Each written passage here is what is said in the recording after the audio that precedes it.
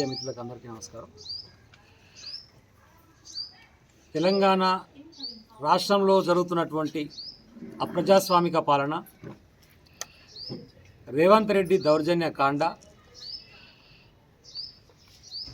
ఒక తుగ్లక్ పరిపాలనను సూచిస్తూ ఉన్నది. వాస్తవానికి అబద్ధపు హామీలతో 420 దొంగ రేవంత్ రెడ్డి 420 హామీలు ఇచ్చి రెడీ హ్యాండెడ్గా ఓటుకు నోటు దొంగగా దొరికినటువంటి రేవంత్ రెడ్డి ప్రజలను మభ్యపెట్టి అబద్ధపు ప్రచారాలు చేసి అధికారంలోకి వచ్చాడు. వచ్చినటువంటి అధికారాన్ని తెలంగాణ ప్రజల ప్రయోజనాల కోసం ఉపయోగించకుండా ఏదైతే హామీలు ఇచ్చిన 6 గ్యారెంటీల పేరుతో అనుకోండి, రైతు బంధు అనుకోండి, రైతు భరోసా అనుకోండి, 4000 పెన్షన్ అనుకోండి, ఇట్లా చెప్పుకుంటూ పోతే 420 హామీలు, అలా ఏ ఒక్కటి నెరవేర్చకుండా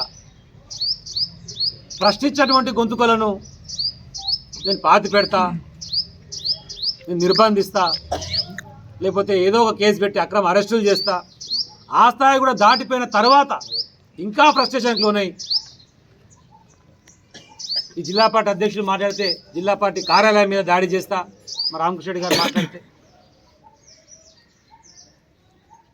నువ్వు ముఖ్యమంత్రిని పట్టుకొని రండా అంటావా, మా ముఖ్యమంత్రిని ఇట్లా అంటావా అని చెప్పేసి ఆ రోజు ఆ ఎన్ఎస్యూ కార్యకర్తలు నాకు గౌరవం మొత్తానికి ఏదో ఉరుకొచ్చి ఆగమాగమయ్యారు. అసలు ఆ పదాన్ని మొదట మాట్లాడింది ఎవరు? పిసిసి అధ్యక్షుని హోదాలో ఏదో ఇష్టం వచ్చినట్టు మాట్లాడితే సరే పోతామైతే అని చెప్పేసి వదిలేసారు ప్రజలు.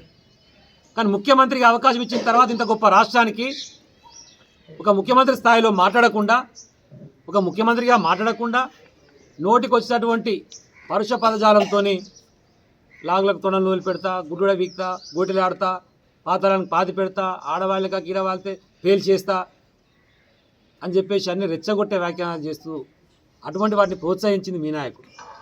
అదే 10 సంవత్సరాల కాలంలో రేవంత్ రెడ్డి మాట్లాడినటువంటి మాటలను కనుక చూసి మేము చేయాలనుకుంటే ఈ పాడి పాతాళంలో ఉంటుండే, బయటికి రాకపోతుండే రేవంత్ రెడ్డి. కానీ కేసీఆర్ గారు తెచ్చుకున్న తెలంగాణ రాష్ట్రంలో పంచాయతీలు కొట్లాటలు కాదు, అభివృద్ధి పదవులు ముందుకు సాగాలని చెప్పేసి చిత్తశుద్ధితోని నిజాయితీతోని వారి నాయకత్వంలో వారు కానీ వారి మంత్రివర్గం కానీ మేము కానీ అట్లనే పనిచేసినాం, ఆ అభివృద్ధి కోసమే ప్రయత్నం చేసినాం. నువ్వు ఇచ్చినటువంటి హామీలను నెరవేర్చేందుకు ప్రజలకు ఏం చేస్తావో చెప్పాలి. చెప్పగలిగితే చెప్పడు, ఎందుకంటే చేసేది ఏం లేదు, తెలియదు. ఏ మీటింగ్ అయినా పెట్టండి, ఏ మీటింగ్ అయినా కానీ అది ప్రభుత్వపరమైన మీటింగ్ అయినా, పార్టీపరమైన మీటింగ్ అయినా, ప్రజలకు సంబంధించిన మీటింగ్ అయినా, ఆ మీటింగ్లో ఆయన పాలసీ చెప్పడు. ప్రభుత్వ మీటింగ్ అంటే ఓ ఇండస్ట్రియల్ పాలసీనో, ఓ ఎస్సీ డెవలప్మెంట్ కార్పొరేషన్ సంబంధించిన పాలసీనో, ఓ గ్రామ పంచాయతీకి సంబంధించిన పాలసీనో, ఒక్క పాలసీ చెప్పడు. అది ప్రభుత్వ కార్యక్రమాలకు సంబంధించిన మీటింగ్ అయినా ఆడికొచ్చి కేసీఆర్ తిడతాడు, పార్టీ మీటింగ్ అయినా ఆడికొచ్చి కేసీఆర్ తిడతాడు, ఇక జనంగా పబ్లిక్ ఏమైనా కలిసి మాట్లాడినా ఆడికొచ్చి కేసీఆర్ తిడతాడు. అంటే కేసీఆర్ తిట్టడం ద్వారా పబ్బం గడుపుకోవాలనేటువంటి ప్రయత్నంలో ఉన్నాడు తప్ప తెలంగాణ రైతాంగం మీద కానీ తెలంగాణ ప్రజల మీద కానీ కుంచిది కూడా ఆయనకు ప్రేమ లేదు. ఇది వాస్తవం. గతంలో ఉన్నటువంటి పరిస్థితులలో నువ్వు ఏ ఒక్కనాడు అధికార పార్టీలో పని చేయలేదు, మంత్రిగా పని చేయలేదు, పరిపాలన మీద అవగాహన లేదు, కనీసం తెలుసుకుందాం అన్నటువంటి కుతూహలం అంతకన్నా లేదు. ఏడ పైసలు దొరికితే ఎవరిని బ్లాక్మెయిల్ చేయాలి, 2 రూపాయలు సంపాదించుకోవాలి, జోబులు వేసుకోవాలి. అంతమందుకున్నప్పుడు అదే పరిస్థితి. ముఖ్యమంత్రికి అయినాక కూడా నేను ముఖ్యమంత్రి అనేటువంటి సోయిని మర్చిపోయి ఇంకా బ్లాక్మెయిలర్ పాలిటిక్సే చేస్తూ ఉన్నాను. కాదు అని చెప్పేసి ఏదైనా ప్రశ్నిస్తే గొంతుక ఆయన ఎట్లా లోపలేయాలి, ఎట్లా క్రియేట్ చేయాలి. ప్రజలు ఏదైనా అడుగుతారని డౌట్ రాగానే ఆ హీరోని అరెస్ట్ చేపించి కొన్ని రోజులు టైం పాస్ చేయాలి. ప్రజలు ఏదైనా అడుగుతారని డౌట్ రాగానే హైడ్రా అని చెప్పి కొన్ని రోజులు పంచాయతీ నడిపాలి. ప్రజలు ఏదైనా అడుగుతారని డౌట్ రాగానే మూసికాడికి పోయి ఇళ్ళను కూడా కొట్టి డైవర్ట్ చేయాలి. అట్నే ఈరోజు ప్రశ్నిస్తున్నటువంటి గొంతుక కేటీఆర్ గారిని కూడా ఏందో ఈ ఫార్ములా కేసు ఈ రేసు అని చెప్పేసి దానికి ఆయనకు స్పెల్లింగ్ తెలుసో లేకపోతే దాని యొక్క మొత్తం అబ్రివేషన్ తెలుసో లేదో రేవంత్ రెడ్డికి నాకు తెలియదు. కానీ దాన్ని ఒకటి ముందర పెట్టి నన్ను ఏసీబీలో అరెస్ట్ చేసిర్రు, ఓటుకు నోటు దొంగ రెడీ హ్యాండెడ్గా దొరికిన 52 రోజులు నన్ను లోపల పెట్టిర్రు, ఒక్క రోజున ఎక్కువ పెట్టాలి 53 రోజులన్న నేను ఏదైనా చేసి అనిపించి ఒక అక్రమమైనటువంటి ఒక ఎఫ్ఐఆర్ని పుట్టించారు. ప్రభుత్వ కార్యక్రమంలో చెక్ ఇచ్చేటువంటి ప్రోగ్రాం కూడా దొంగ చెక్ ఇచ్చి ఇయ్యాటి వరకు పైసలు పడుకుంటున్నటువంటి దొంగోడు ఉంటాడని ఇంతకంటే అన్యాయం ఉంటుందా? ఇంత దారుణంగా ప్రజలను మోసం చేస్తారా? దొంగ చెక్ ఇచ్చి లిస్ట్ అవుట్ చేసిరు కొద్దిమందిది, వీళ్ళకి రుణమాఫీ అయిందని. మావాడు కూడా వచ్చింది గిట్నే, అరే నా పేరు వచ్చింది ఊరికి వేస్తా బ్యాంకులో పడ్డట్టు అని పోతే సార్ చెక్ అయ్యాలి ఇచ్చింది కానీ ఇయ్యాటి వరకు రూపాయి రాలే, మీరు పైసలు కట్టిపోయి మీకు వచ్చినాడు ఇస్తాం కానీ తీసుకొని పోదురు, ఒక్క రూపాయి రాలే. అంటే ఎన్ని అబద్ధాలు! ఒక 6 మంత్రి పదవులు ఖాళీగా ఉంటే 6 మంత్రి పదవులు నింపుకునేటువంటి కనీస సోయి లేదు నీకు. 28 సార్లు పోయాను ఢిల్లీకి రాహుల్ గాంధీ గారి కాడికి 6 మంత్రి పదవులు నింపుతందుకు డిస్కషన్ అని చెప్పి 28 సార్లు పోతే అపాయింట్మెంట్ లేదు, కనీసం మాట్లాడాలి. మన్మోహన్ సింగ్ గారు పార్థివ పక్కన కూర్చురు ఇట్లా ఇలా రాహుల్ గాంధీ కూర్చుడు, ఇలా రేవంత్ రెడ్డి కూర్చుడు. ఈయన పట్టించుకుంటాడు, ఇట్లా ముఖంలో ముఖం పెట్టి చూస్తుండు. ఆ ముఖంలో ముఖం పెడితే కూడా రాహుల్ గాంధీ అటు ముఖం పెడుతాడు, చూస్తలేడు. మరి చక్కగా ఢిల్లీ కప్పం కట్టాల్సింది కడతలేడు ఏమో తెలియదు ఏమైందో. 28 సార్లు పోతే కనీసం ఏడాది దాటిపోయింది, 6 మంత్రి పదవులు ఖాళీ పెట్టుకుంటే అవి నింపుకోలేకపోతున్నటువంటి ఒక అసమర్థుని నువ్వు. మా దౌర్భాగ్యం ఏంటంటే నువ్వు మా తెలంగాణ ముఖ్యమంత్రి. ఢిల్లీకి పోయి రాహుల్ గాంధీ కాడ భంగపడి వస్తే నువ్వు నీ పార్టీగా నీకు ఇజ్జత పోని మాకు ఇబ్బంది లేదు, కానీ తెలంగాణ ముఖ్యమంత్రి చదివితే మా ఇజ్జత పోయినట్టు కదా, మాకు బాధ అవుతుంది. కనీసం నీకు విలువిస్తలేదు, ఇజ్జత ఇస్తలేదంటే మాకు బాధ అవుతుంది. ఇంత దయనీయమైనటువంటి పరిస్థితిలో ఉందా? ఈయన చేయబట్టి హైదరాబాద్ బ్రాండ్ ఇమేజ్ పోతుంది, మాట్లాడితే కేసులు. ఇక అది కూడా చాలదన్నట్టు భౌతిక దాడులు. ఫ్రస్ట్రేషన్ ఎక్కువైనప్పుడు, ప్రశ్నించినప్పుడు ఏమవుతుందంటే ఫ్రస్ట్రేషన్ ఎక్కువవుతుంది. పని చేయలేకపోయినప్పుడు, చేత కానప్పుడు ప్రశ్నించడాన్ని ఎగబడి కొట్టే ప్రయత్నం చేస్తుంది. అయినా బీఆర్ఎస్ పార్టీ ప్రజల పక్షాన ప్రశ్నిస్తూనే ఉంటుంది. ఏడాది కాలంలో 1,50,000 కోట్లు అప్పు చేసినావు. ఒక్కడంటే ఒక్కడు చూపి నువ్వు చేసింది ఎందుకు? ఒక్కటి 10 సంవత్సరాల కాలంలో 5 లక్షల కోట్లు అప్పు చేస్తే కేసీఆర్ గారు కాళేశ్వరం కట్టిండు, mission Bhagiratha, mission Kakatiya, Yadadri power plant, 1000 కోట్లు దేనికైనా చెప్పొచ్చు ఇది చేసినామని చెప్పి. నువ్వు 1,50,000 కోట్లతో నేను చేసిన ఒకటి చెప్పి ఒక్కట్లేదు. అదే ప్రభుత్వ ఆస్తులు 3.5 లక్షల కోట్ల నుంచి 2014లో ఉన్నటువంటి ప్రభుత్వ ఆస్తుల విలువ 15 లక్షల కోట్లకు పెంచిండు కేసీఆర్. అంటే 11.5 లక్షల కోట్ల ఆస్తుల పెంపు కేసీఆర్ చేశారు. అప్పు చేసిన 5 లక్షల కోట్లు, ఆస్తి పెంచింది 11.5 లక్షల కోట్లు. అంటే 6.5 లక్షల కోట్లు గవర్నమెంట్కు సముపార్జన చేసి పెట్టింది కేసీఆర్. ఎంతసేపు 5 లక్షల పైన 5 లక్షల పైన నువ్వు చెప్తున్నావు కదా, మరి నువ్వు 1,50,000 కోట్లు అప్పు చేసి ఏం కట్టినావు? నువ్వు పెంచినటువంటి ఆస్తుల విలువ ఏందో చెప్పు. సమాధానం లేదు. రైతాంగానికి ఇస్తా నువ్వన్నదే కదా, ఉరుకురి తెల్లారితలకు చేస్తా అంటివి, తెచ్చుకోరి 15,000 ఇస్తా అంటివి, సంక్రాంతి అయిపోగానే ఇస్తా అంటివి, రైతు కూలీలకు ఇస్తా అంటివి, మహాలక్ష్మి ఇస్తా అంటివి. ఇవన్నీ నువ్వు చెప్పినాయి. కౌలు రైతులకు ఇస్తా అంటివి, రైతు భరోసా పేరుతోని. ఐకేపీ సెంటర్లలో, కొనుగోలు కేంద్రాలలో గతంలో ఒక్క తుంగతుర్తి నియోజకవర్గంలో ఎంతైతే ప్యాడీ వచ్చిందో ఇప్పుడు సూర్యాపేట జిల్లా మొత్తం కలిపి కూడా అంత ప్యాడీ తీసుకోకపోయారు. ఎందుకంటే ప్రజలకు నమ్మకం లేదు. వీనికి ఒకవేళ ఇచ్చినా కూడా మళ్ళీ రిటర్న్ ఇస్తారా ఇయ్యడా వీటి పైసలు అని చెప్పేసి అంతా ప్రైవేట్కి అమ్ముకొని మిల్లర్లకు అమ్ముకునేటువంటి దుస్థితి. బోనస్ ఇచ్చే పరిస్థితి లేదు, తెలుసు. సన్నాలు అన్నావు, దాంట్లో రకాలు చెప్పినావు, వెర్నియర్ ఖాళీ పర్సు పెట్టి కొలిపించినావు, ఏదో ఒక చెప్పాలి, తప్పించుకోవాలి. రైతు రుణమాఫీ అయితే ఎంత బక్వాస్ అంటే ఫస్ట్ నువ్వే మొత్తం బ్యాంకర్లతో మీటింగ్ పెట్టి 47,000 కోట్లు అంటావు. తర్వాత ఇంకో మంత్రి వచ్చి 32,000 కోట్లు అంటాడు. ఇంకొక ఆయన వచ్చి 24,000 కోట్లు చేసినామంటాడు.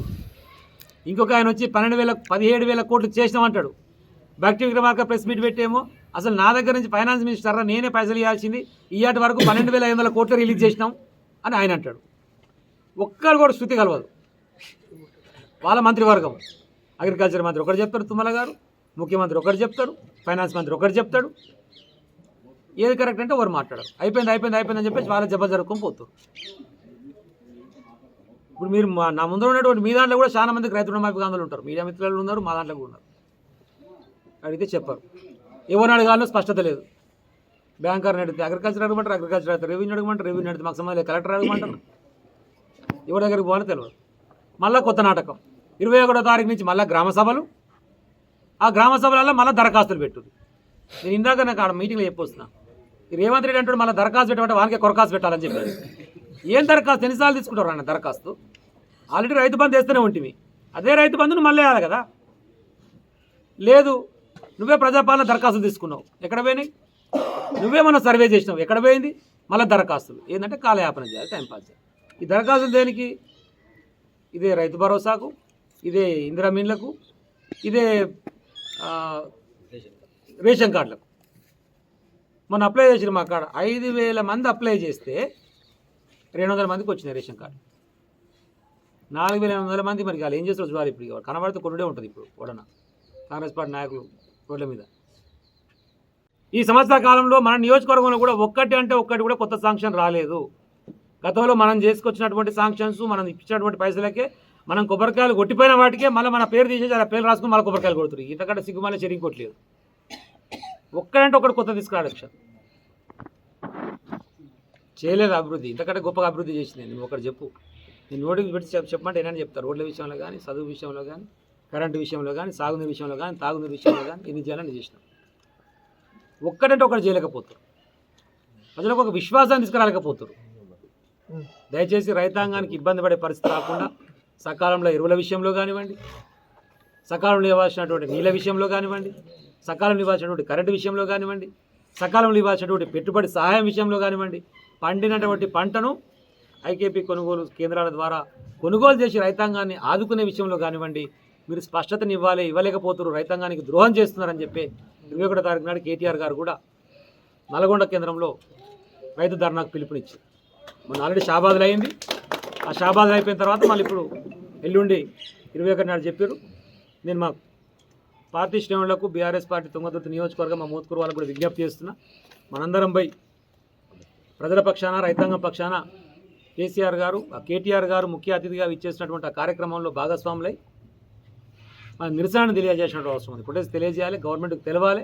ప్రజలు పడుతున్నటువంటి ఇబ్బందులు కనీసం వీటి దిక్కు చూసి వాటి పరిష్కారం కోసం ప్రయత్నం చేయాలి.